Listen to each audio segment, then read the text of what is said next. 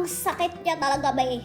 Alam mo yun, nanunuot sa kalamnan mo yung sakit. Ganun level. Good morning sisters! Good morning everybody! I'm glad you're here. So ngayon, I'm fixing my amos baon dahil today is Monday. Walang nagtatanong. Shinare ko lang po talaga. Charot. So ngayon ay nagbabalat ako ng oranges. Pinabili kasi akong oranges guys. Ayan, nabili ko to sa store para sana i-juice ko. Gagawin kong shots. Alam mo yun, yung may halong orange, luya, lemon. Tapos iinumin kapag empty stomach ka. Pero dahil guys, pero dahil matamis yung pagka-orange niya, so ngayon ang gagawin ko na lang is pinapabaon ko yung iba kay David. Kasi si David mga ka-sister ay hindi kumakain ng orange kapag hindi ikaw yung nagbalat. Kailangan bago mo sa kanya ibigay, kailangan nabalatan na kasi wala daw siyang time para magbalat ng orange. So ngayon bago ko sa kanya ipabaon, dapat nakabalat na, natanggalan na ng himulmol, yung mga, parang mga ugat-ugat ba? Dapat ganito siya be. Para kaunon niya be. Ang video na to nga pala i-upload ko sa YouTube. Wala lang. Sayang ito nabulok. Ang ganda pa naman guys ng pagka-orange niya. Look at that.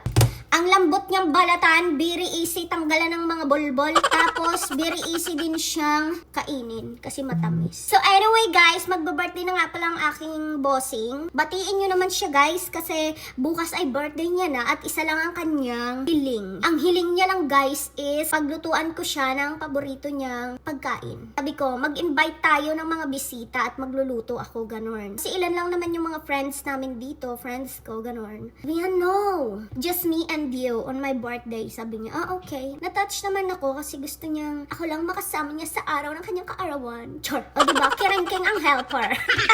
So dito ko nilalagay yung nabalatan ko. Parang ayaw ko siyang i-juice. Parang gusto ko na lang ipabaon to kay amo. Ayan siya kasi B. Diba ang bilis niyang balatan? Diba? Sangka pa dyan. So anyway, nabalitaan niyo na ba ang mga kumakalat ngayon sa social media? Na talaga namang masasabi mong matindihang away ng kabilang part at ng kabilang part. Maraming part kasi ang dami ring nakisawsaw. Hindi mo sila nakisawsaw. Kumbaga nagbigay lang sila ng kanilang reaction sa bawat magkabilang panig. Ganong level. Kaya nagtatanong at walang pakayang masasabi ko lang dun sa gulong yan, wala. Kasi may sarili din akong problema. Isipin ko na lang muna yung problema. Kung paano ko ba mapipisat itong pigsa ko.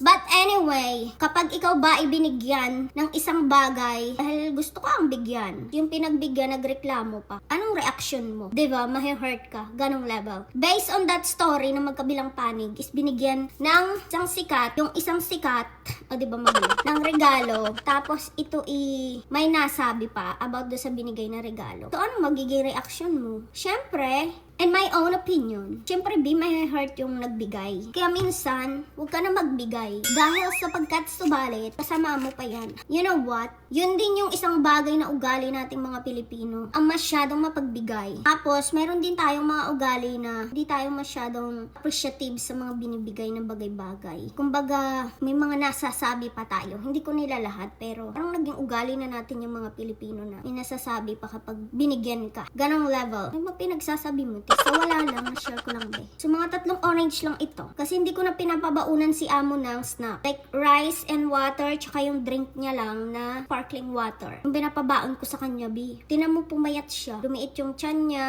Pag tinanggal mo talaga ang snack for yourself, hindi ka na nag-i-snack. Lunch, dinner, breakfast ka lang. Ay B, papayat ka talaga. Tapos samahan mo ng exercise. Payat ka talaga. Pero dahil itong orange matamis naman siya. Ayan, ready na. So, ayusin ko lang to. At ito ang baon ni Bossing. Sayang naman i-touch. Alam niyo mga be, hindi talaga magandang pakiramdam ko ngayon. Kasi meron akong dinaramdam ngayon. Pero dahil nabuburyong ako kapag nakahiga lang nakahilata, hindi ako pwedeng umupo mga be kasi masyakit. Ganon. Masakit siya. So kailangan ko lakad-lakad or tumayo. Ganon. Wag lang uupo. Kasi talaga namang ang pain. Super pain siya be.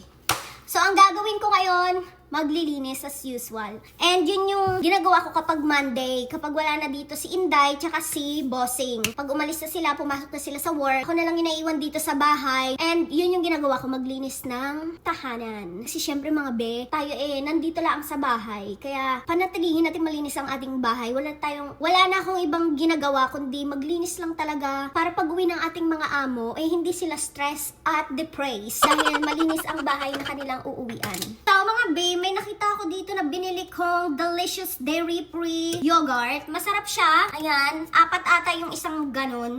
1 week na yan sa rep kasi natabunan siya. So, nakalimutan kong ipabaon kay David. So, ito ay yogurt mga ka-sister. At maganda ang yogurt for your stomach, for your systematic tummy. Char.